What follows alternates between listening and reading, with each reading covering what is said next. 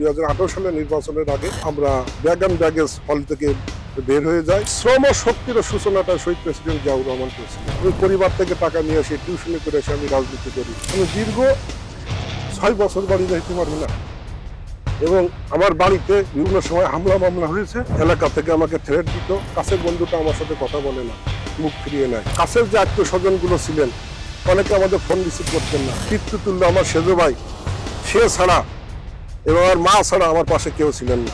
একটি মামলা ভাঙলে 10টি মামলা।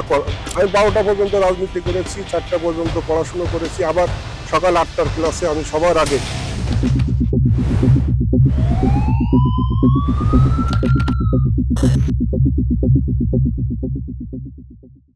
আমি শেরেবাংলা কৃষি বিশ্ববিদ্যালয় ভর্তি হওয়ার পরের থেকে অদ্যাবধি ছাত্র দলের রাজনীতির সাথে যুক্ত আছি। আমি সাধারণ সম্পাদকের দায়িত্ব পালন করতেছি। তৎকালীন সময় কিন্তু বিরোধী দল ছিল। ওই সময় আমার যে সকল বন্ধু বান্ধবীরা ছিলেন সবাই কিন্তু আওয়ামী ফ্যাসিস্ট সরকারের রাজনীতির সাথে যুক্ত ছিলেন। গুটি কয়েক আমরা বন্ধু ছিলাম। শেষ মুহূর্তে আমার ব্যাচে একমাত্র আমি বিরোধী দলের রাজনীতিটা করি এবং তারই ধারাবাহিকতা 2016 সালে আমি জয়েন্ট সেক্রেটারি হই শেরেবাংলা কৃষি বিশ্ববিদ্যালয় ছাত্র দলে এবং 2022 সালে 10 মে শেরেবাংলা কৃষি বিশ্ববিদ্যালয় ছাত্র দলে আমি সাধারণ সম্পাদকের দায়িত্ব পাই। দীর্ঘদিনের পথ চলায় ফ্যাসিস্ট সরকারের আমলে আমাদের বারবার হল থেকে বিতাড়িত করা হয়েছে এবং 2018 সালের নির্বাচনের আগে আমরা ব্যাগ অ্যান্ড ব্যাগেজ হল থেকে বের হয়ে যাই এবং তারও আগে বিভিন্ন নির্বাচনে বা ক্রাইসিস মোমেন্টে আমরা শেরেবাংলা কৃষি বিশ্ববিদ্যালয় তথা এর আশেপাশে পর্যন্ত আমরা আসতে পারিনি। আমাদের আসলে পুলিশের ভয় দেখানো হতো, ছাত্রলীগ আমাদের সাথে খারাপ আচরণ করতো। আমরা নিয়মিত ক্লাস পরীক্ষাও দিতে গেলে আমাদেরকে বিভিন্ন বাঁকা চোখে তাকানো হতো, আমাদেরকে বিভিন্নভাবে হয়রানি এবং অপমান করা হতো। ইভেন তো আমাদের জুলাই আন্দোলনে আমি ফেসবুকে একটা পোস্ট করি আমাদের সাধারণ শিক্ষার্থীদের কথা চিন্তা করে। সেখানে অমানবিক ও অমানসিক ভাবে ছাত্রলীগের যে সকল নিষিদ্ধ সংগঠনের নেতা কর্মীরা ছিল সেখানে আমার ওয়ালে এসে অকথ্য ভাষায় গালিগালাজ করে। তারা আমাকে বিভিন্ন ভাবে তারা থ্রেট করে এবং আমার সাথে যে সকল ছাত্র ভাইরা ছিল তাদের 20 জনের নামে জুলাই আন্দোলনে মামলা করে। তারা অনেকে সাধারণ শিক্ষার্থী ছিলেন, অনেকে ছিলেন ছাত্র দলের সাথে রাজনীতি যুক্ত। ইভেন তো তাদেরকে রুমে রুমে গিয়ে মারপিট করা হয়। আমি প্রাইমারি স্কুল থেকে ওই সময় ছাত্র দল আর ছাত্র লীগ বুঝতাম না, কিন্তু ওই সময় বুঝতাম হচ্ছে নৌকা এবং ধানের শীষ বা দাড়িপাল্লা, বিশেষ করে নৌকা এবং ধানের শীষটাই বুঝতাম। আমি যখন প্রাইমারি স্কুলে পড়ি তখন 2001 সালের জাতীয় সংসদ নির্বাচন হয়। তখন একটা পোস্টার টাঙ্গানোকে কেন্দ্র করে নৌকার পোস্টার উপরে টাঙ্গানো হবে নাকি ধানের শীষের পোস্টার উপরে টাঙ্গানো হবে, এটাকেই কেন্দ্র করে আমি ওই সময় আমারই এক কাজিনকে আমি মারপিট করছিলাম যে নৌকার উপরে ধানের শীষি পোস্টার টাঙ্গানো হবে। আমি ধানের শীষি পোস্টারটা টাঙ্গিয়ে আমি যখন বাড়ি যাই পরবর্তীতে এসে দেখি যে ধানের শীষির পোস্টারটা নাই, ওখানে আছে নৌকার পোস্টার। পরবর্তীতে নৌকার পোস্টারটা ছিঁড়ে আমি ওখানে ধানের শীষির পোস্টারটা লাগাই। এই নিয়ে আমার মানে পারিবারিক পর্যায়ে আমার ওই গন্ডগোলটা হয়েছিল। আমি যখন বুঝতে পারলাম এদেশের সার্বভৌমত্ব রক্ষার জন্য, এদেশের স্বাধীনতা রক্ষার জন্য সৎ এবং নির্ভীক এবং ধার্মিক যিনি বাংলাদেশের সংবিধানে বিসমিল্লাহির রহমানির রহিম সংযুক্ত করেছিলেন শহীদ প্রেসিডেন্ট জিয়াউর রহমানের সম্পর্কে যখন আমি জানতে পারলাম, তার জীবনী পড়লাম এবং ময় মুরব্বীদের কাছে যখন তার সম্পর্কে আমি জানতে পারলাম, যেমন ইরাক ইরান যুদ্ধের একটা কাহিনী আমি এক মুরব্বী আমাকে বলছিলেন যে কোনো রাষ্ট্রনায়কই এটা সমাধান করতে পারে না। তখনই জিমি কাটার শহীদ প্রেসিডেন্ট জিয়াউর রহমানকে ফোন দিয়েছিলেন। তখন উনি নর্থ বেঙ্গলে খাল কাটার জন্য গিয়েছিলেন।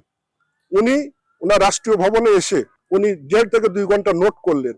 নোট করার পরে উনি ইরাক ইরান যুদ্ধের যাতে শান্তিপূর্ণভাবে যুদ্ধটা বন্ধ করা যায় তার জন্য উনি হস্তক্ষেপ করছিলেন এবং অবশেষে উনি সমাধান করছিলেন।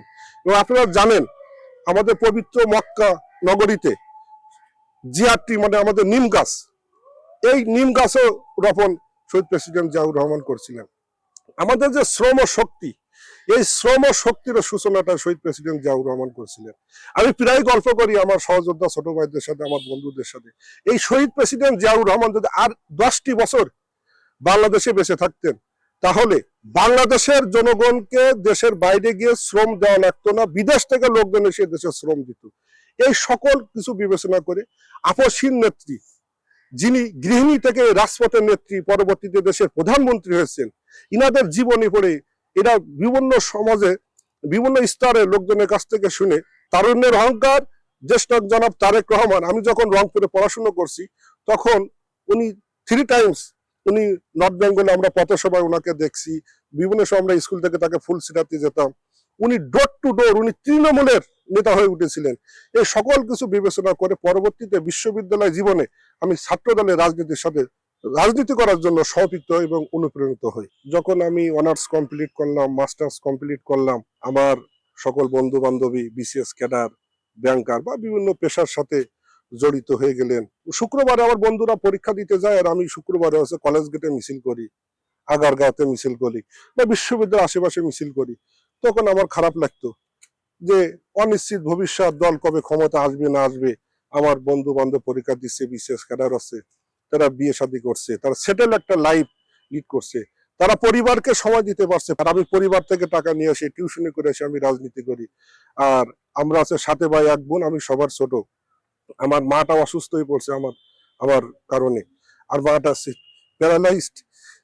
আমি দীর্ঘ 6 বছর বাড়ি যাইতে পারি না আমার কারণে। আমার মা 3 বার মৃত্যু সজ্জায় উনি রয়েছেন এবং উনি এখনো বিছানার পড়ে আছেন। এবং আমার বাড়িতে বিভিন্ন সময় হামলা মামলা হয়েছে। আমি বিভিন্ন সময় বিভিন্ন প্রতিবাদ করতাম ফেসবুকে, এগুলো আমার এলাকা থেকে আমাকে থ্রেট দিত, বা ওই সময় যদি আমি বাড়িতে যেতাম ওটা আমার জন্য ছিল লাইফ রিস্ক। ইনশাল্লাহ 5 আগস্টের পরে সবকিছুরই সমাধান হয়েছে।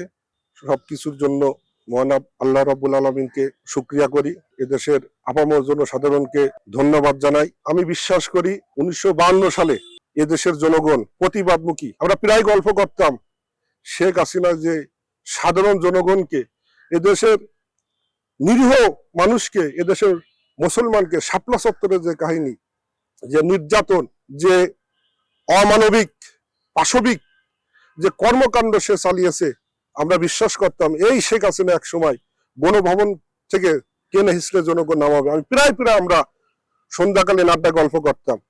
5 আগস্ট সেই ঘটনাটাই ঘটেছে। ক্লাসে আমার এক বান্ধবী বলছে যে তুমি কষ্ট করো, রাজনীতি করো, সবই ঠিক আছে, আমরা বুঝি, তোমার ছবিতে একটা লাইক পর্যন্ত দিতে পারি না, যদি লাইক দিই আমরা তো হলে থাকতে পারবো না। অনেক পরিচিত বন্ধু, কাছের বন্ধু, আমি ছোটবেলা থেকে একটু হেল্পফুল মাইন্ডের, তাকে হয়তো আমি টিউশনি দিয়েছি, এক পর্যায়ে তাকে বিভিন্নভাবে হলে সিট পাওয়ার জন্য হেল্প করেছি, বা ইত্যাদি যত সামাজিক কর্মকাণ্ড আছে বিভিন্ন হসপিটালে তাকে হেল্প করার চেষ্টা করেছি। সে কাছের বন্ধুটা আমার সাথে কথা বলে না, মুখ ফিরিয়ে নেয়।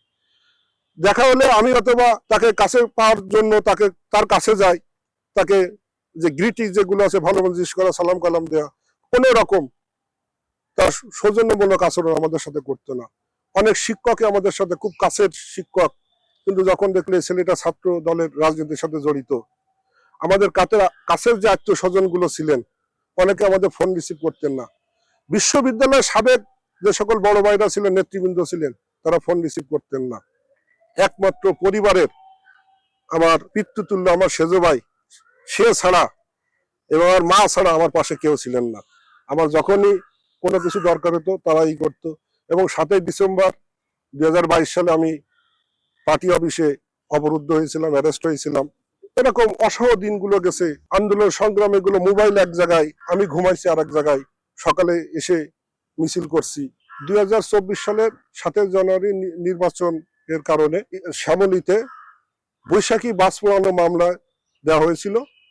এবং এই মামলার ধারাটা এমন ছিল যে একটি মামলা ভাঙলে 10টি মামলা আসবে। এবং রমজান মাসে 30টা রোজার ভিতরে আমরা 2 দিন সদরঘাট আমাদেরকে জজ করে হাজিরা দিতে হয়েছিল। এবং সেরি করে সকালবেলা কোন রকম ঘুম থেকে উঠে আমরা কোর্টে যেতাম। ইফতারিটা আমাদের গুলিস্তানে করা লাগতো। এবং এটা এতটা কষ্ট এবং বেদনাদায়ক। আমি এই শত প্রতিকূলতার মাঝে এবং ফুল টাইম রাজনীতি করেও অনার্সে আউট অফ 4 3.51 পেয়েছি। মানুষের অধিকার আদায়ের জন্য, এদেশের মানুষের কল্যাণের জন্য যা যা করা দরকার আমি আমার ব্যক্তিগত জীবন থেকে এবং আমার যে সকল সহযোদ্ধা আছে তাদেরকে নিয়ে আমি করব। এদেশের মানুষের কল্যাণের জন্য করব। এদেশের মানুষ যেন 2 বেলা 2 মুঠো ভাত খেতে পারে। বাংলাদেশে দুর্ভিক্ষ হওয়ার পরে শহীদ প্রেসিডেন্ট জিয়াউর রহমান খাল খনন কর্মসূচি হাতে নিয়েছিলেন এবং ইরিগেশন প্রজেক্টটা উনি হাতে নিয়েছিলেন। খাল খনন এবং দেশ বিদেশ থেকে ইরিগেশন টেকনোলজির মাধ্যমে এদেশের খাদ্যে এমন স্বয়ংসম্পূর্ণ হয়েছিল যে দুর্ভিক্ষ সমস্ত সবকিছু দূর করে বাংলাদেশ তৎকালীন সময়ে ধান বিদেশে রপ্তানি করার মতন উপযোগী হয়েছিল। দুর্যোগ প্রবণ এরিয়াতে কিভাবে কৃষি সম্প্রসারণ করা যায়, কৃষি প্রযুক্তির মাধ্যমে কৃষকের জন্য কোনো ক্ষয়ক্ষতি না হয়, তার ফসল উৎপাদন সঠিকভাবে হয়, এটার জন্য আমি নির্লসভাবে পরিশ্রম করে যাচ্ছি। বাংলাদেশকে, বিশেষ করে বাংলাদেশে বিভিন্ন দুর্যোগ প্রবণ এরিয়াতে কৃষকরা খুবই সমস্যার সম্মুখীন হয়, এটা যাতে তারা না হইতে পারে এর জন্য কি কি টেকনোলজি ব্যবহার করে এদেশকে খাদ্য সম্পূর্ণ করা যায়। শহীদ প্রেসিডেন্ট জিয়াউর রহমান যেমনটা করেছিলেন দুর্ভিক্ষের পরে খাল খনন এবং ইরিগেশন টেকনোলজির মাধ্যমে, সেটার জন্য নির্লসভাবে চেষ্টা করে যাচ্ছি। এদের জন্য খাদ্য একটা স্বয়ংসম্পূর্ণ দেশ হয়ে বিশ্বের দরবারে মাথা উঁচু করে দাঁড়াতে পারে। অনেকে মনে করেন যে ছাত্র রাজনীতি করলে বা ছাত্র দলের রাজনীতি করলে রেজাল্ট ভালো হয় না বা সে ভালো ছাত্র না, কিন্তু আমি জ্বলন্ত প্রমাণ। আমি অনার্স লাইফে আমাদের এখানে টেকনিক্যাল বিশ্ববিদ্যালয়, এখানে প্র্যাকটিক্যাল বেসড আমি আউট অফ 4-এ 3.51 অনার্সে পেয়েছি এবং আমি বর্তমানে পিএইচডিতে অধ্যয়নরত আছি। এবং এই আমার অনার্স লাইফে 6, 7, 8 সেমিস্টার 100% অ্যাটেন্ডেন্স। আমি 12টা পর্যন্ত রাজনীতি করেছি, 4টা পর্যন্ত পড়াশুনো করেছি, আবার সকাল 8টার ক্লাসে আমি সবার আগে, এবং আমি সবসময় ক্লাস 1 থেকে স্টিল না আমার পিএইচডিতে আমি যখন ক্লাস করি সবসময় আমি বেঞ্চে সামনেই বসি। তা অনেকে যে ভ্রান্ত ধারণা, আমি বলবো এটা ভুল। এটা সবই ব্যক্তির কাছে, এটা কোনো দল বা এটা কোনো গোষ্ঠীর দোষ না। সে যদি পড়াশুনো করতে চায় তার তো কোনো বাধা নেই। পড়াশুনো করলে এটা নিজস্ব সম্পদ, নিজস্ব অর্জন। এটা আমি মনে করি যে সবারই এই ধারণা থেকে, বদ্ধমূল ধারণা থেকে, এই ভুল ভ্রান্তির ধারণা থেকে বেরিয়ে এসে পজিটিভলি সবাই চিন্তা করতে হবে। আমি সকলকে বলবো যারা ছাত্র সংগঠন করে, আগামীর রাজনীতি হবে মেধাভিত্তিক রাজনীতি। আগামী সেই অস্ত্রের ঝনঝনানি, রক্তের হুলি খেলা, এই রাজনীতি আর আগামী দিন চলবে না। আমি শিক্ষার্থীদেরকে বলবো যে ছাত্র রাজনীতি করতে হলে আগামী দিনে বেশি শক্তি নয়, মেধা বুদ্ধি দিয়েই রাজনীতি করতে হবে। পরিশেষে আমি এসএমজি টেলিভিশনকে ধন্যবাদ জানাই। আমি ধন্যবাদ জানাই তাদের যে গল্প কাহিনী, মানুষের গল্পে দেশের কথা, তাদের এই যে কর্মসূচিটা, এই কর্মসূচির মাধ্যমে এদেশের সাধারণ মানুষের চাহিদা, তাদের যে আকাঙ্ক্ষা সবকিছু ফুটিয়ে উঠবে। এই জন্য তাদেরকে আন্তরিক ধন্যবাদ জানাই। ধন্যবাদ জানাই শেরে বাংলা কৃষি বিশ্ববিদ্যালয় ছাত্র দলের পক্ষ থেকে।